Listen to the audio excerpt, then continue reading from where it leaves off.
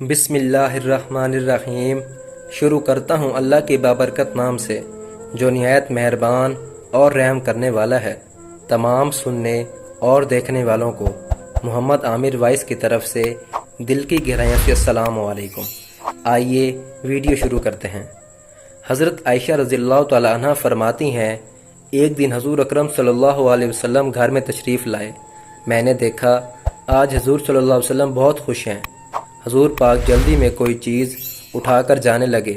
میں نے راستہ روک لیا کہ میں نے نہیں جانے دینا۔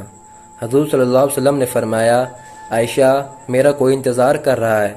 اما عائشہ نے فرمایا، حضور صلی اللہ علیہ وسلم لوگ تو آتے ہی رہتے ہیں، میری بھی بات سن لیجئے۔ حضور پاک صلی اللہ علیہ وسلم نے فرمایا، اچھا بتاؤ کیا بات ہے؟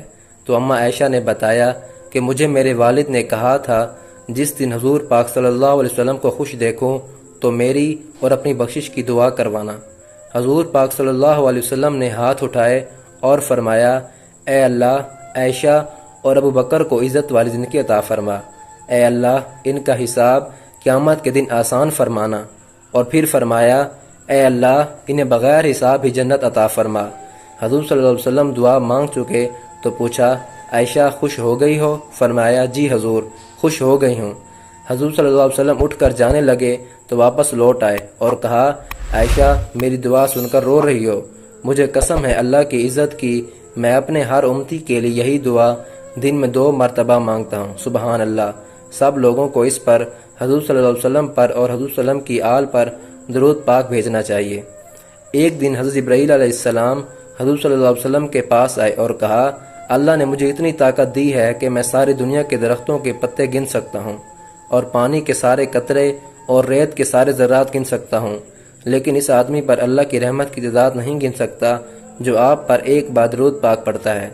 اس طرح مدینہ منورہ میں ایک عورت تھی جس کا دماغی توازن ٹھیک نہیں تھا۔ ایک دن حضور صلی اللہ علیہ وسلم منبر پر تشریف فرما تھے کہ وہ عورت دروازے تک آئی اور آقا کریم صلی اللہ علیہ وسلم کو اشارہ کیا کہ باہر تشریف لا کر اس کی بات سن لیں۔ حضور صلی اللہ علیہ وسلم باہر تشریف لے گئے۔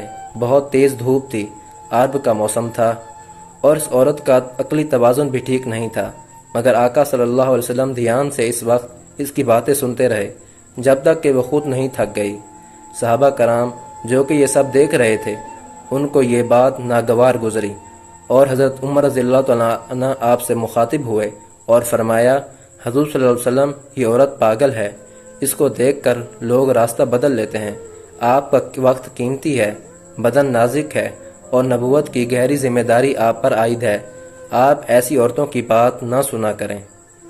پیارے آقا صلی اللہ علیہ وسلم نے جواب میں فرمایا، عمر اس بیچاری کی پورے مدینے میں کوئی نہیں سنتا تو کیا میں بھی نہ سنوں؟ اللہ ہم سب کا حامی و ناصر ہو، آمین ثم آمین۔ ناظرین اس امید کے ساتھ اجازت چاہوں گا کہ یہ ویڈیو آپ کو پسند آئی ہوگی۔ اگر یہ ویڈیو آپ کو پسند آئی ہو تو ہمارے چینل محمد عامر وائس کو ضرور سبسکرائب کر دیں تاکہ تمام نئی آنے والی ویڈیوز سب سے پہلے آپ تک پہنچ سکیں۔